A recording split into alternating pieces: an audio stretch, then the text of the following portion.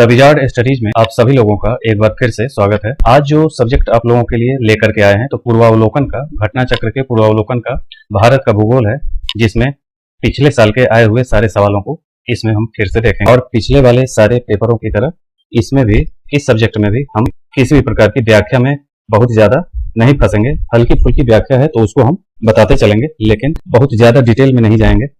केवल question answer कराना मेरा उद्देश्य है, इसलिए ज्यादा से ज्यादा क्वेश्चन आंसर हम कराने का प्रयास करेंगे ताकि कम समय में आपका सब्जेक्ट रिवीजन में आ जाए। उद्देश्य यही है, जितनी ज्यादा जल्दी आप क्वेश्चन आंसर को रिवीजन में ले आएंगे तो ये फायदा होगा कि आपके जो आए हुए सवाल हैं उसके आंसर आपसे छूटेंगे नहीं, यही उद्देश्य है। अगर हम बहुत ज्यादा डिटेल करने लगेंगे तो आप सिलेबस को जल्दी कवर नहीं कर पाएंगे और बहुत ज्यादा भूलने भी लगेंगे, तो कंसंट्रेशन ब्रेक होने लगेगा। इसलिए केवल फोकस रहे क्वेश्चन और आंसर पर। तो चलिए देखते हैं।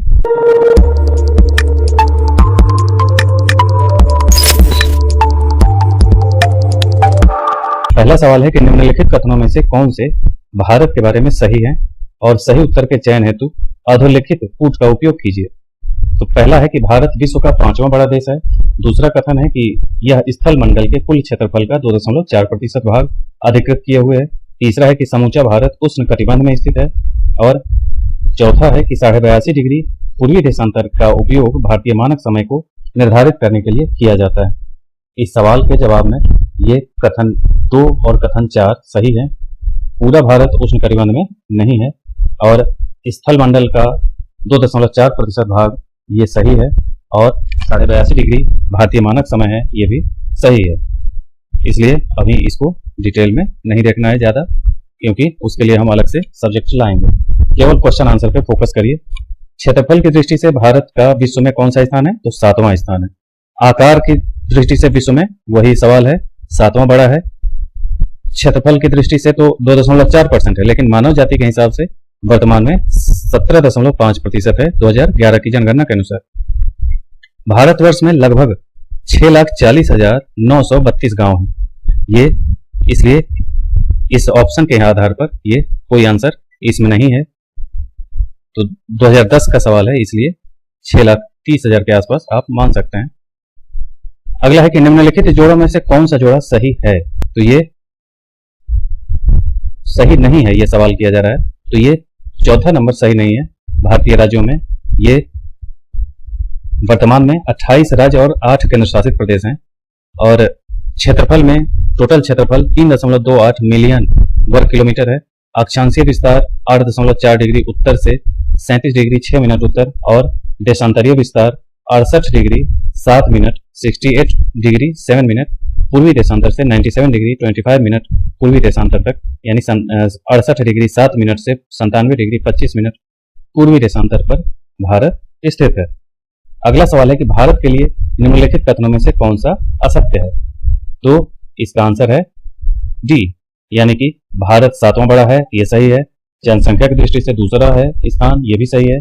और भूमि सीमा का विस्तार 15,200 किलोमीटर है, ये भी सही है।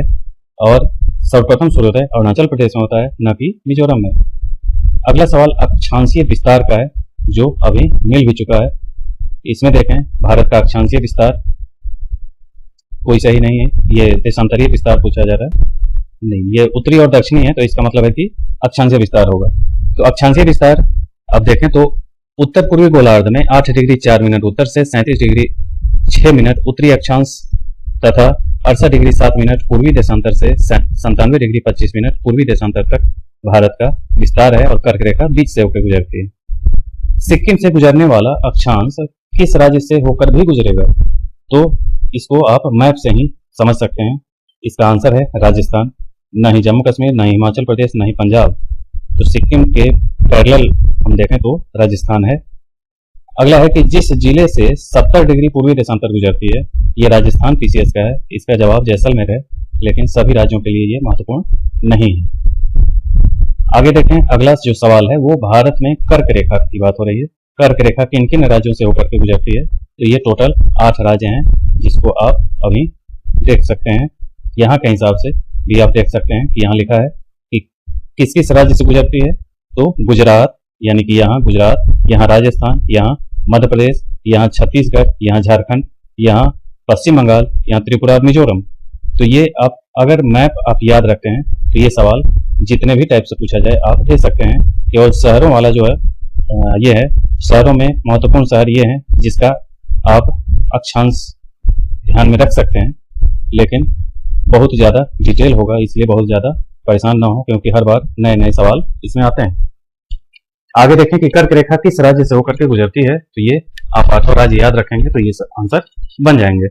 तो ये उस समय झारखंड नहीं बना था, बिहार झारखंड एक ही थे, तो उस समय ये सवाल पूछा गया है। अगला है कि कर्क रेखा निम्नलिखित में से किन राज्यों से होकर गुजरती है। तो ये भी सवाल वही है, रिपीटेड है। कर्क रेखा कितने राज्यों से गुजरती है, तो टोटल 8 राज्य हैं। भारत का एक राज्य जिससे होकर कर्क रेखा गुजरती है, ये भी रिपीटेड सवाल है, आपको बार बार वही सवाल। कर्क रेखा कहां से नहीं गुजरती है, कहां से गुजरती है, यही सवाल है। नगरों से किन नगरों के निकट है कर्क रेखा। तो ये ऑप्शन के आधार पर आप ज्यादा से ज्यादा जो मेन शहर हैं, दिल्ली, कलकत्ता, या आप रांची को रख सकते हैं, आप मध्य प्रदेश के इंदौर, भोपाल जैसे शहरों को रख सकते हैं याद रखना है तो। गुजरात के गांधीनगर वगैरह को रख सकते हैं, अहमदाबाद, गांधीनगर, यानी कि गिने चुने जो फेमस शहर हैं उनकी अक्षांशीय डिग्री अगर आप ध्यान रखते हैं, याद कर लेते हैं अगर, तो आप उसमें इस टाइप के सवालों में काफी हद तक जवाब दे पाएंगे। अगला सवाल है कि कौन सा महत्वपूर्ण अक्षांश भारत को 2 लगभग बराबर भागों में विभाजित करता है। तो यह है 23.5 डिग्री उत्तरी अक्षांश। निम्नलिखित में से कौन सा भारतीय राज्य कर्क रेखा के उत्तर में स्थित है। तो यह है मणिपुर। आपको याद होगा कि त्रिपुरा और मिजोरम से कर्क रेखा गुजरती है, तो उसके उत्तर में है मणिपुर, इसलिए ये जवाब है। जून माह में निम्न में से कहां पर दिन की अवधि अधिकतम होगी। हैदराबाद, भोपाल, दिल्ली, चेन्नई। तो ये कर्क रेखा के जो ज्यादा नजदीक होगा वहां पे, या कर्क रेखा के आसपास बिल्कुल होगा, तो उस हिसाब से ये आंसर आपको ज्यादा सटीक बन पाएगा। जो भी कर्क रेखा से दक्षिण की ओर होगा वहां पे की अपेक्षा जो कर्क रेखा के उत्तर में होगा सटा हुआ, वहां पे दिन ज्यादा बड़ा होगा। आगे देखें, निम्न में से कौन सा शहर कर्क रेखा से सबसे निकटतम है। तो यह है जबलपुर। इसमें आप कुछ भी नहीं कर सकते, इसको याद ही करना होगा। निम्नलिखित भारत की नदियों में कौन कर्क रेखा को 2 बार काटती है। तो यह माही है, 2 बार काटती है माही नदी। अगला टॉपिक है मानक समय रेखा। मानक समय रेखा, इसमें माही नदी को भी याद रख लें कि माही नदी मध्य प्रदेश से निकलती है, राजस्थान और गुजरात से प्रवाहित होती है और खंभात की खाड़ी में गिरती है। मानक समय रेखा में देखें तो मानक समय रेखा भारत का कौन सा है, 82.5 डिग्री पूर्वी देशांतर, जो इलाहाबाद, मिर्जापुर के आसपास से गुजरती है। और भारतीय मानक समय रेखा ग्रीनविच से 5.5 घंटे आगे। अब देखें किन किन राज्यों में है। तो ये उत्तर प्रदेश, मध्य प्रदेश, यहाँ छत्तीसगढ़, ये उड़ीसा और ये आंध्र प्रदेश। कर्सर पे हमेशा ध्यान दीजिए। तो मानक समय उत्तर प्रदेश, मध्य प्रदेश, छत्तीसगढ़, उड़ीसा, आंध्र प्रदेश से गुजरती है। ये राज्य की संख्या भी और राज्य भी याद रखिएगा, तो इसमें बहुत सारे सवाल आपके बन जाएंगे। आगे सवाल है कि जब भारतीय मानक समय के यामयोत्तर पर अर्धरात्रि है और एक स्थान पर सुबह 6 बजता है, तो उस स्थान की अवस्थिति जिस यामयोत्तर पर है वह है कौन सा। तो यामयोत्तर मतलब देशांतर की बात पूछी जा रही है। तो इसमें आप कर्सर पे ही ध्यान दीजिए कि अगर कोई मानक समय रेखा या इस लाइन को मान लें कि ये है वो लाइन जहां पे अर्धरात्रि है, यानी कि 12 बजे रात यहां पे हो रहा है इस लाइन पे, तो सुबह 6 बज रहा है कहां पे, इसके अगर सुबह 6 बज रहा है तो यानी कि यहां जब रात है और सुबह पहले हो गया, मतलब ये पूरब की ओर होगा। इसलिए यहां से यहां की जो डिग्री का डिफरेंस है वो कितने डिग्री का हो जाएगा। तो 1 डिग्री पार करने में पृथ्वी के घूर्णन के हिसाब से 4 मिनट लगता है 1 डिग्री देशांतर को पार करने में। तो लगभग आप अगर याद करें तो 15 डिग्री पे 1 घंटा होता है, 1 डिग्री में 4 मिनट, तो 15 डिग्री में 1 घंटा। तो यहां 6 घंटे का अंतर है, तो डिग्री कितना होगा, तो आप देख सकते हैं 15 गुना 6, 90 डिग्री। तो ये 90 डिग्री का डिफरेंस है। भारतीय मानक समय पर यामयोत्तर है तो 82.5 डिग्री है, तो 82.5 डिग्री में आप 90 डिग्री जोड़ दीजिए, यानी 82 डिग्री 30 मिनट और 90 डिग्री दोनों को जोड़ देंगे तो आंसर आपका निकल जाएगा। तो इस तरीके से बनाए जाते हैं इसके आंसर। 1 डिग्री आपको याद रखना है कि 4 मिनट है और 15 डिग्री यानी 1 घंटा है, यानी कि 15 गुने 4 बराबर 60। तो 60 मिनट हो गया, तो 60 मिनट बराबर 15 डिग्री है, ये आपको याद रखना है। इतने में कई सारे सवाल इसके आपके बन जाएंगे। अगला सवाल है कि गुजरात के सबसे पश्चिमी गांव और अरुणाचल प्रदेश के सबसे पूर्वी छोर पर स्थित वालांग के समय में कितने घंटे का अंतराल है। गुजरात के सबसे पश्चिमी गांव और अरुणाचल प्रदेश के सबसे पूर्वी छोर में 2 घंटे का अंतर है, ये आप ऐसे भी याद रखना चाहिए, क्योंकि एक आप देशांतरीय विस्तार आपने पढ़ा है, तो देशांतरीय विस्तार के आधार पर दोनों का डिफरेंस आप देखेंगे तो जितने डिग्री का है उस हिसाब से 4 मिनट का आप आंसर इसमें निकाल सकते हैं। तो ये लगभग 2 घंटे के आसपास निकलता है। आगे देखें तो अगला सवाल है कि जबलपुर की देशांतर रेखा इंदौर और भोपाल की देशांतर रेखाओं के बीच है, ये सवाल है। दूसरा कथन है कि औरंगाबाद का अक्षांश बड़ोदरा और पुणे के अक्षांशों के बीच है। तीसरा सवाल है कि बंगलुरु की अवस्थिति चेन्नई की तुलना में अधिक दक्षिणवर्ती है। ये आईएएस का सवाल है, ये कॉमन सेंस के आधार पर आप अगर मैप लगातार देखते रहे होंगे तो मैप का मतलब अभी हमने क्या कहा था कि बड़े बड़े शहरों को जो फेमस हैं, चाहे वो जिस राज्य के हैं, जिनका आप नाम सुनते रहते हैं, उनको आप अक्षांश के आधार पर स्थिति कभी फुर्सत जब भी रहें तो आप उसको देख लें कि कौन किसके उत्तर में है और कौन किस डिग्री पे है। इस ढंग से जब आप देखेंगे तो आपको समझ में आ जाएगा। इसलिए इसका सवाल का जवाब यही है, 2 और 3 सही है, यानी जबलपुर जो है इंदौर और भोपाल के बीच में है, ये गलत है। आगे देखें, अगला सवाल है कि कौन सा शहर भारतीय मानक समय देशांतर के है। ये भी आंसर है रीवा, ऑप्शन में ये मध्य प्रदेश का सवाल है, इसलिए ये भी बहुत ज्यादा परेशान करेगा। यदि भारतीय मानक समय के अनुसार पूर्वाह्न का 10 बजा है तो 92 डिग्री पूर्वी देशांतर पर शिलोंग का स्थानीय समय क्या होगा। इसको भी आप 1 डिग्री पे 4 मिनट वाले डिफरेंस के आधार पर आप निकाल सकते हैं। इसका आंसर है 10.38 पूर्वाह्न, यानी 10:38। आगे देखें, यदि भारतीय मानक समय याम्योत्तर पर मध्याह्न है तो 120 डिग्री पूर्वी देशांतर पर स्थानीय समय क्या होगा।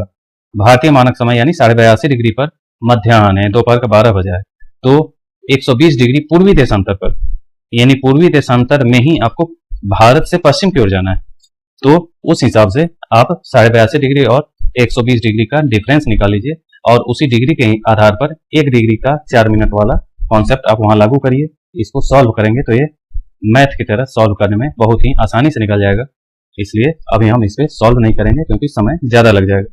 बहुत ही आसान और छोटा सा सवाल है, ये बहुत ज्यादा कठिन सवाल में नहीं आता है। आपको केवल इतना याद रखना है कि कितने डिग्री बराबर कितने मिनट और कितने डिग्री का डिफरेंस। भारतीय मानक समय का कितना डिग्री, यानी 82.5 डिग्री भारतीय मानक समय है, तो आप देखें कि यहाँ 82.5 डिग्री घटाया गया है, तो 82.5 डिग्री घटाने के बाद आपको जो डिफरेंस आ रहा है वो है 37 डिग्री 30 मिनट का, और चूंकि एक देशांतर में 4 मिनट है इसलिए यहाँ आंसर निकाला गया है 2 घंटा 30 मिनट का, और यहाँ 12 बजा है तो 2.5 को जोड़ देना है, तो ये 14 डिग्री 30 मिनट का समय निकलेगा। ये 14:30 का समय निकलेगा। आगे देखें कि भारतीय मानक समय की याम्योत्तर नहीं गुजरती है, कहां से, किस राज्य से, ये महाराष्ट्र से नहीं गुजरती है, अभी आपको दिखाया गया। अगला सवाल है, भारतीय मानक समय की देशांतर रेखा 82.5 डिग्री किस नगर से होकर गुजरती है, तो ये है इलाहाबाद। निम्नलिखित देशांतर में से कौन सा भारत की प्रमाणिक मध्याह्न रेखा कहलाती है, तो 82.5 डिग्री है। ये सब बहुत ही साधारण से सवाल है। भारतीय मानक समय निम्नलिखित स्थानों में से किसके समीप से लिया जाता है, इलाहाबाद की नैनी है, ये वही रिपीटेड सवाल है।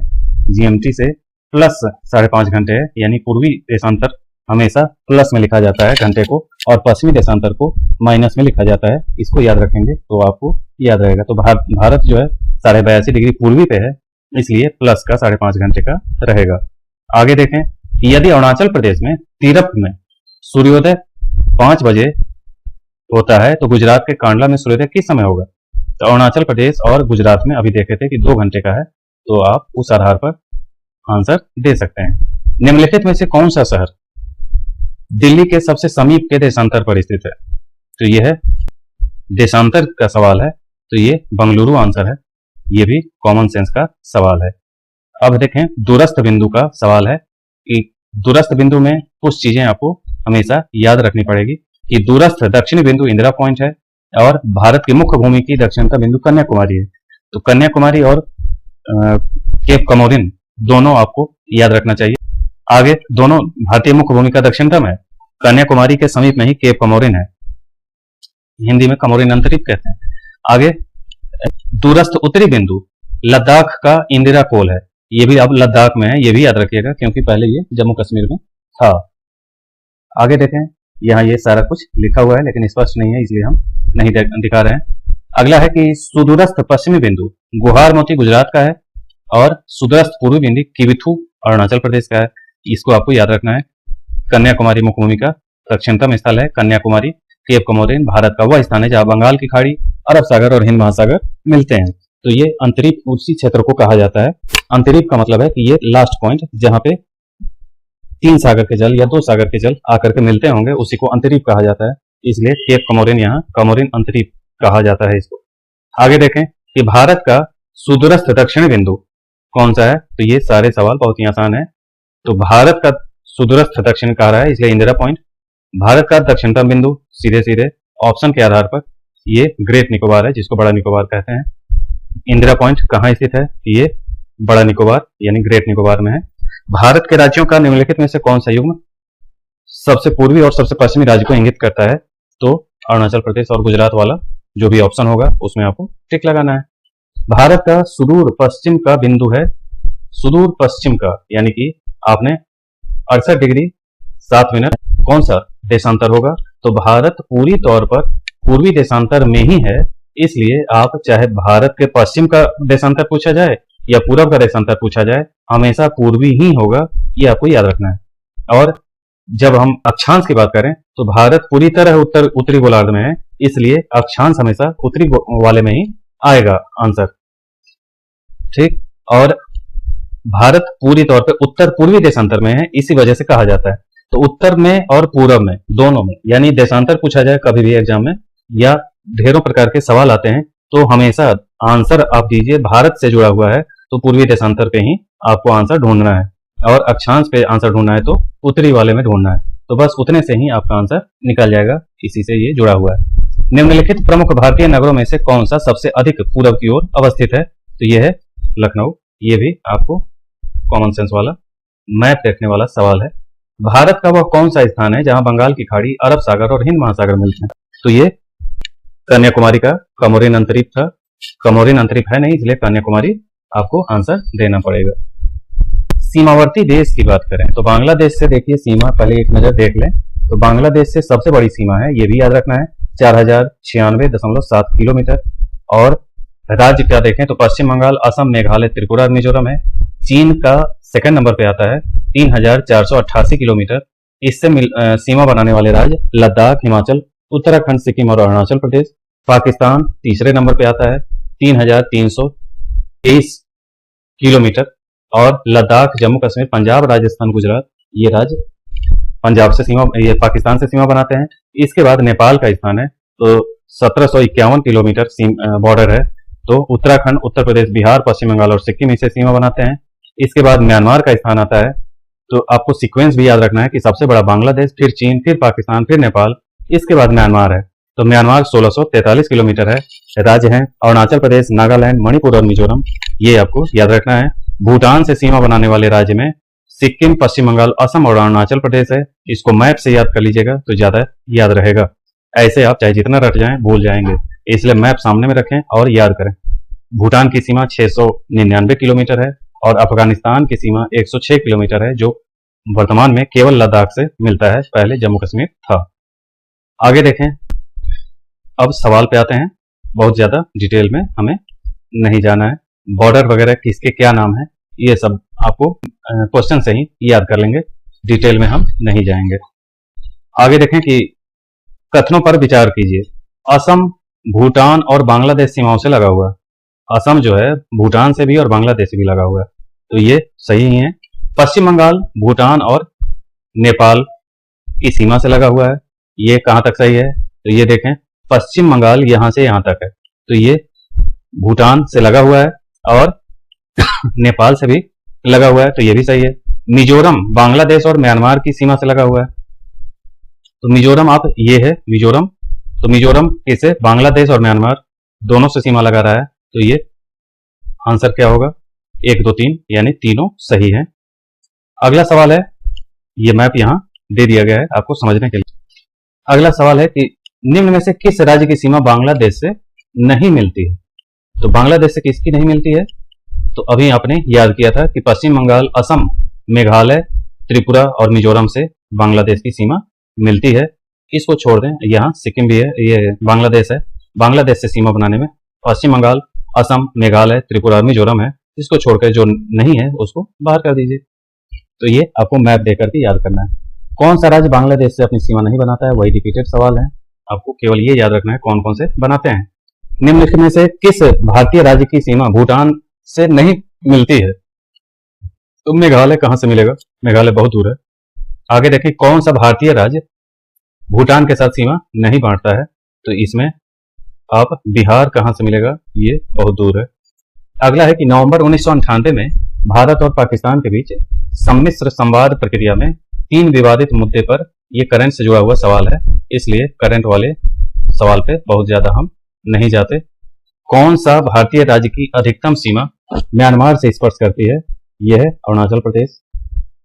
निम्नलिखित में से भारत के किस राज्य की सीमा म्यांमार से उभयनिष्ठ नहीं है, यानी कि असम की सीमा म्यांमार से नहीं मिलती। भारत के निम्नलिखित राज्यों के समूह में कौन सा समूह पाकिस्तान से सीमा बनाता है, यह आपको याद रखना है। तो पंजाब, जम्मू कश्मीर, राजस्थान और गुजरात। अगला सवाल है, नेपाल के पड़ोसी भारतीय राज्य का युग्म। तो नेपाल के पड़ोसी यानी बॉर्डर बनाने वाले, तो ये सिक्किम और बिहार हैं पड़ोसी। कौन से निम्न में से किस देश की भारत के साथ सबसे लंबी स्थलीय सीमा है, अभी हमने याद कराया था बांग्लादेश की 4096.7 किलोमीटर, और सबसे छोटी अफगानिस्तान की 106 किलोमीटर। भारत और पाकिस्तान के बीच सीमा निर्धारित की गई है किससे, रेड क्लिफ रेखा। भारत और पाकिस्तान की सीमा रेड क्लिफ है। ठीक, अगला रिपीटेड सवाल है। अगला है, डूरंड लाइन भारत की सीमा निर्धारित करती है किससे, अफगानिस्तान से। तो भारत और अफगानिस्तान की सीमा भी डूरंड लाइन है, और पाकिस्तान और अफगानिस्तान की सीमा भी डूरंड लाइन है, क्योंकि वही वो लाइन है जो पहले बना था, भारत पाकिस्तान तक था, इसलिए पहली जो लाइन थी डूरंड लाइन वो अफगानिस्तान और भारत के बीच था। तो बंटवारे के बाद अब वो किसके बीच हो गया, तो भारत और अफगानिस्तान के बीच, और पाकिस्तान और अफगानिस्तान के बीच, दोनों के बीच। दोनों टाइप से सवाल किए जाते हैं। भारत और पाकिस्तान के मध्य सीमा रेखा एक उदाहरण है इसकी, अध्यारोपित सीमा। अब अध्यारोपित सीमा को समझ लें कि भारत और पाकिस्तान के मध्य सीमा रेखा अध्यारोपित सीमा है, यानी सुपर इम्पोज बाउंड्री का उदाहरण है। अध्यारोपित सीमा एक ऐसी सीमा होती है जो किसी बाह्य शक्ति द्वारा आरोपित की जाती है। 47 में भारत और पाकिस्तान ने ग्रेट ब्रिटेन द्वारा अध्यारोपित सीमा को साझा किया था, यानी कोई और बना दे तो ये इम्पोज्ड बाउंड्री कही जाएगी, किसी और ने लागू कर दिया है। भारत और चीन की उत्तरवर्ती सीमा का सीमांकन कौन सी रेखा करती है, तो यह है मैकमोहन रेखा, भारत और चीन की सीमा बनाती है। यह भी रिपीटेड सवाल है मैकमोहन रेखा का। किसके द्वारा भारत श्रीलंका से अलग होता है, तो ये पाक जलडमरू मध्य। अगला है कि भारत के किस प्रदेश की सीमा 3 देशों नेपाल, भूटान और चीन से मिलती है, तो यह है सिक्किम। अगला सवाल है कि भारत के निम्नांकित राज्यों में से किसके 3 तरफ से अंतर्राष्ट्रीय सीमा है, तो यह है त्रिपुरा। त्रिपुरा के 3 तरफ से अंतर्राष्ट्रीय सीमा है। भारत का अपने पड़ोसी देशों के मध्य अंतर्राष्ट्रीय सीमा का विस्तार का आरोही क्रम, तो यह है नेपाल, पाकिस्तान, चीन और बांग्लादेश। ये आपको रटवाए थे कि सबसे ज्यादा बांग्लादेश का है, उसके बाद चीन का है, फिर पाकिस्तान, फिर नेपाल। इस तरीके से आपको याद कराया गया था अभी कुछ पहले। देखिए, बांग्लादेश, फिर चीन, फिर पाकिस्तान, फिर नेपाल, फिर म्यांमार, फिर भूटान, फिर अफगानिस्तान, ये सब मिला करके बाउंड्री बनाते हैं। तो ये सामान्य परिचय था। अब आगे अगले क्लास में भारत का भौतिक विभाजन वाला सेक्शन देखेंगे। आज इतना ही रखते हैं। तो चूंकि भूगोल की पहली क्लास थी इसलिए बोझिल ना हो, इसलिए आज यहीं तक रखते हैं। धन्यवाद।